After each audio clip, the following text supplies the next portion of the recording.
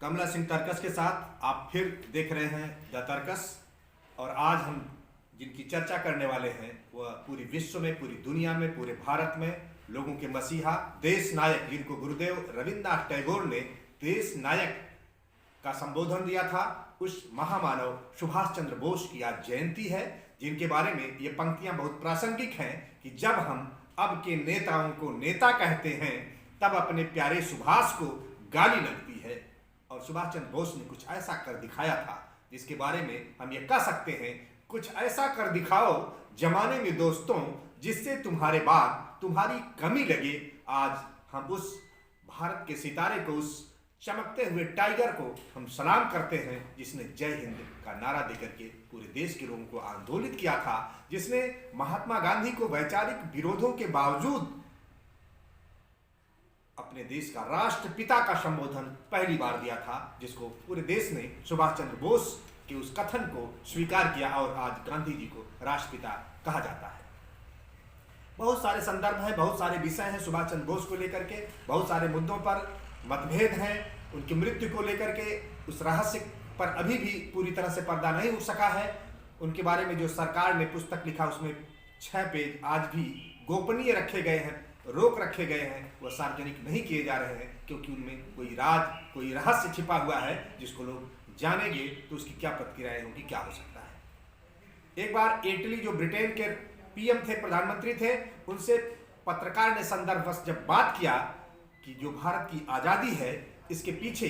क्या भूमिका रही, गांधी जी के सत्याग्रह आंदोलन और आज़ादी के आंदोलन की कितनी भूमिका है भारत की आज़ादी में, तो उन्होंने जवाब दिया था कि बहुत मामूली, बहुत साधारण, बहुत कम।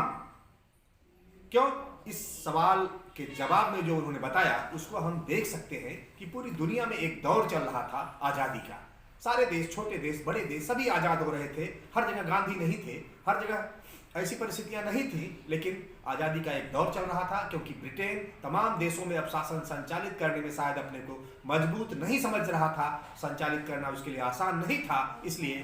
कहीं न कहीं ब्रिटेन स्वतः तमाम देशों को आज़ाद कर रहा था। उसी क्रम में भारत की आज़ादी भी आई, लेकिन उसके पीछे जो सुभाष चंद्र बोस की भूमिका है, उस भूमिका को हम अच्छी तरह से समझ सकते हैं, अध्ययन कर सकते हैं। क्यों? अगर भारत के पहले पीएम सुभाष चंद्र बोस हुए होते तो आज देश की क्या तस्वीर होती, कैसा नक्शा होता, इस पर कम चर्चाएं हो रही हैं। यह एक अपने आप में महत्वपूर्ण विषय है। सुभाष चंद्र बोस की विचारधारा क्या थी, कैसा भारत चाहते थे, उनके पास पूरा का पूरा एक भारत के विकास का एक मैप था, एक स्वरूप था, एक नक्शा था। उस नक्शे कदम पर अगर शायद भारत को चलने का मौका मिला होता तो आज हम जो तमाम मुद्दों को लेकर के हमारे देश की जो हालात है, जिस पर हमें अफसोस होता है, शायद हम उनसे ऊपर उठ करके कहीं और प्रगति की दिशा में आगे बढ़ रहे होते, लेकिन ऐसा नहीं हो पाया। सुभाष चंद्र बोस को क्यों नापसंद करते थे गांधी जी, क्यों नापसंद करते थे नेहरू जी? तमाम सारे ऐसे सवाल हैं जिन सवालों का जवाब आसान नहीं है और आसानी से कोई कह भी नहीं सकता, बता भी नहीं सकता। जो उनकी मृत्यु का मसला है उस बारे में आपको मालूम होगा कि जब पंडित विजयलक्ष्मी, जो रूस की राजदूत हुआ करती थी, वो अपने कार्यकाल को पूरा करके जब वापस लौटी तो उन्होंने एक सार्वजनिक समारोह में मंच से, जहां नेहरू जी भी उपस्थित थे, उन्होंने कहा था कि मैंने रूस में एक ऐसे महामानव को, एक ऐसे महान व्यक्ति को, शख्सियत को देखा है जिनके बारे में अगर देश को मालूम हो जाए, लोगों को बता दिया जाए तो हमारे देश में फिर एक ऐसा जश्न मनाया जाएगा जितना बड़ा जश्न आज़ादी के समय 15 अगस्त 1947 को बनाया गया था, उतना और उससे भी बड़ा जश्न मनाया जा सकता है। उस मंच पर नेहरू जी ने पंडित विजयलक्ष्मी को इशारे से रोक दिया कि आगे की बात नहीं कहना है। और इस तरह के तमाम सारे संदर्भ आते हैं जहां बताया जाता है कि वियतनाम से उड़ान के बाद उनके आगे की सफर में उस वायुयान के दुर्घटनाग्रस्त हो जाने से उनकी मौत हो गई। लेकिन इस विषय पर तमाम लोगों के मतभेद हैं और तमाम लोग ऐसा कहते हैं कि उस सच्चाई को उसमें छिपाया गया है और यह सच नहीं है कि सुभाष चंद्र बोस इस वायुयान के दुर्घटना में मारे गए थे। बाद में एक कहानी आती है, गुमनामी बाबा की पूरी कहानी आती है, जिनका चश्मा खराब हो गया था और चश्मा लेने के लिए जब किसी दुकान पर पहुंचे तो उन्हें अपनी पगड़ी में से आधे चेहरे को छिपाए हुए ही जब वो चश्मे की बात कर रहे थे, उस समय उनको देख करके कोई चिल्ला पड़ा कि नेताजी सुभाष चंद्र बोस, आप नेताजी हैं। और वह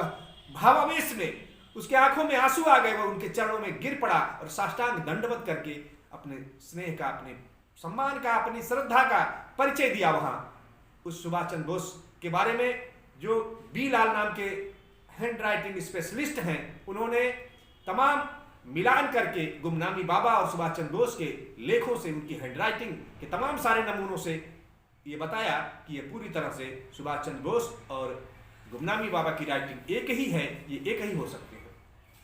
आज गुमनामी बाबा की भी समय के साथ वो शरीर छोड़ चुके हैं और आज की डेट में ये उम्मीद रखना कि सुभाष चंद्र बोस जिंदा होंगे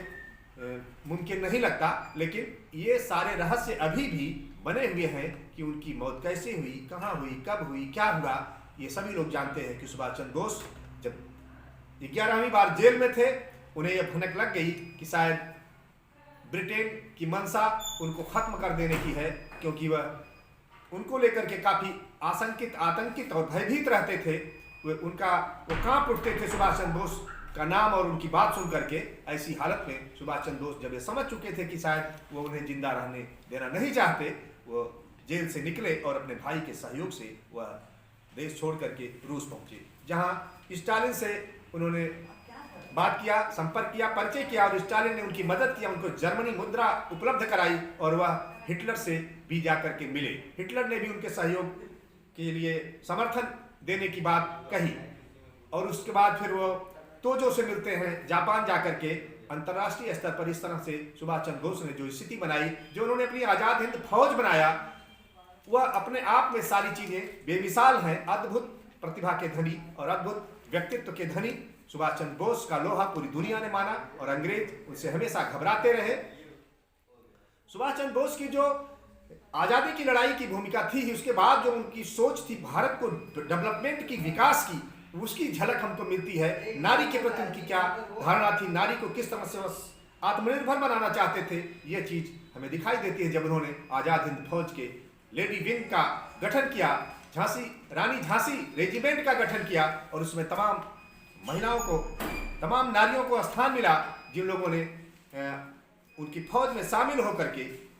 उसी में से एक नाम कैप्टन लक्ष्मी सहगल का नाम आता है, जिन्होंने आज़ाद हिंद फौज की लेडी कमांडर की भूमिका को निभाया था। तो सुभाष चंद्र बोस इस देश के लिए एक ऐसी शख्सियत थे कि जिनको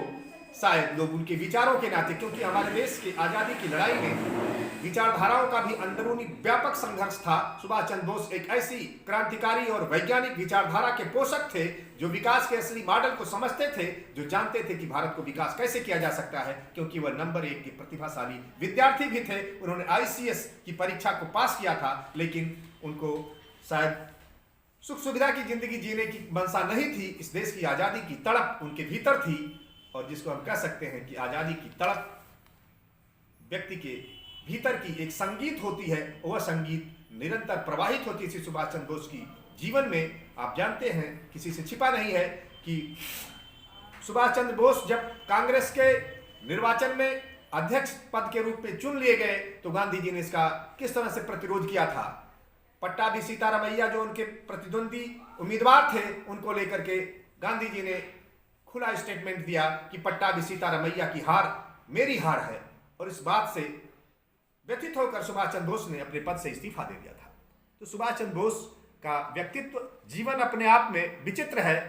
बीच के कालखंड में जब वो इस देश से चले गए थे और बाहर रह करके आज़ाद हिंद फौज का गठन कर रहे थे, तमाम देश के बड़े नेताओं से मिल रहे थे, उस बीच इस देश के लोगों को पता नहीं था कि वो जीवित हैं या नहीं है। तब उनको बर्लिन रेडियो स्टेशन से बोलना पड़ा कि मैं सुभाष चंद्र बोस बोल रहा हूँ, मैं जिंदा हूँ। सुभाष चंद्र बोस के जीवन के तमाम सारे ऐसे घटनाक्रम और अवसर हैं जिनको सुन करके, जिनका नाम लेते ही भारतीय युवाओं में, क्या दुनिया के नौजवानों में एक चेतना की लहर, एक उत्साह दौड़ पड़ता है। ऐसी शख्सियत का आज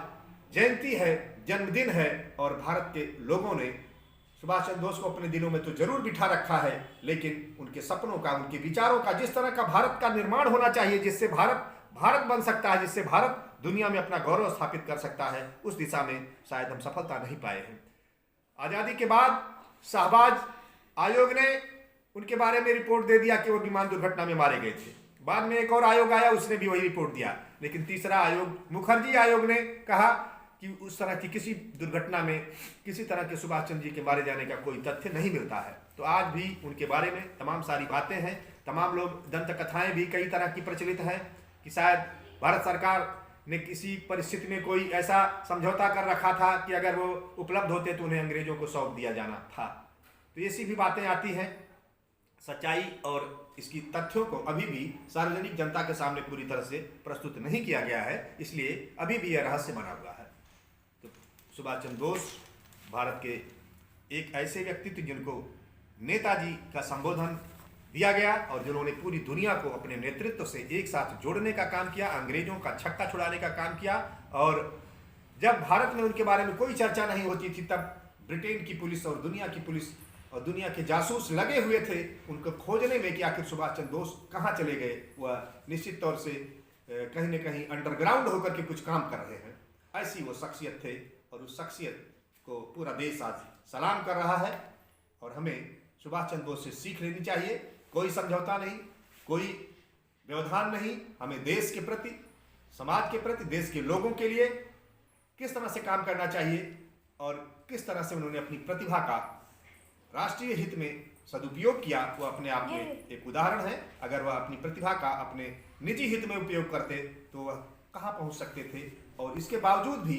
उनकी मौत एक रहस्य है कि कैसे, क्योंकि ब्रिटेन ने उनको अपने टारगेट पर ले लिया था और बहुत सारे लोग जो उस समय अमेरिका और रूस के बीच एक संभावना दिख रही थी कि भविष्य में विश्व युद्ध के बाद दोनों को आमने सामने खड़े होना है, उसका भी शिकार हो सकता है कि सुभाष चंद्र बोस को होना पड़ा हो, क्योंकि स्टालिन ने जिस तरह से उनकी मदद की थी वो अपने आप में एक लोगों को के रोंगटे और आंख खोल देने वाले थे। तो आइए आज इस जयंती के अवसर पर सुभाष चंद्र बोस जो देश नायक हैं, हम उनको नमन करते हैं और उनकी यादें हमें अपने आने वाले भारत के भविष्य के लिए संजो कर रखना जरूरी है और उस जज्बे को लेके चलना होगा। उनके उस प्रयास को कैसे हम आगे बढ़ा करके उसी तरह का सशक्त भारत बना सकते हैं जैसा डायनेमिक और शक्तिशाली व्यक्तित्व सुभाष चंद्र बोस का है, उसी तरह का सशक्त भारत हमें रचना होगा। और उसके लिए हमें सुभाष चंद्र बोस जैसा साहस, वैसी दृढ़ता, वैसी इच्छा शक्ति, वैसा प्रचंड साहस लेकर के आना होगा। और भारतीय नौजवानों के आदर्श सुभाष चंद्र बोस हैं और सुभाष चंद्र बोस ने विवेकानंद को अपना आदर्श माना था और विवेकानंद से उन्होंने सीखा था, जिया था और उनको अपने आचरण में उतारा था। उनकी भी खोज थी कि कैसे हम देश के लोगों की गरीबी दूर कर सकते हैं, व्यथा दूर कर सकते हैं, पीड़ा दूर कर सकते हैं, कैसे हम लोगों को स्वाभिमानी और साहसी बना सकते हैं। ये काम सुभाष चंद्र बोस का था और उन्होंने अपने ताकत भर, अपने जो उनका एक व्यापक प्रभामंडल विश्व स्तर पर कायम हुआ, उससे उन्होंने तमाम नौजवानों को प्रेरित करने का काम किया। देश में राजनीतिक आज़ादी तो हमने हासिल कर लिया है, लेकिन अभी भी कई मोर्चों पर हमें आज़ादी हासिल करनी है और सुभाष चंद्र बोस उन सभी मोर्चों पर हमारे आदर्श और हमारे प्रेरक बन सकते हैं। लेकिन आज हम सुभाष चंद्र बोस के बारे में बहुत कम जानते हैं, उनके बारे में तथ्यों की जानकारी हमें कम है। अध्ययन करना होगा, नौजवानों को सुभाष चंद्र बोस को पढ़ना होगा और किसी भी तरह से बिना गुमराह हुए देश यानी राष्ट्र यानी मानव के हित में हमें अपने जीवन को जीना होगा और यह संकल्प लेना ही पड़ेगा। और इसी से उद्धार हो सकता है, उत्थान हो सकता है मानवता का।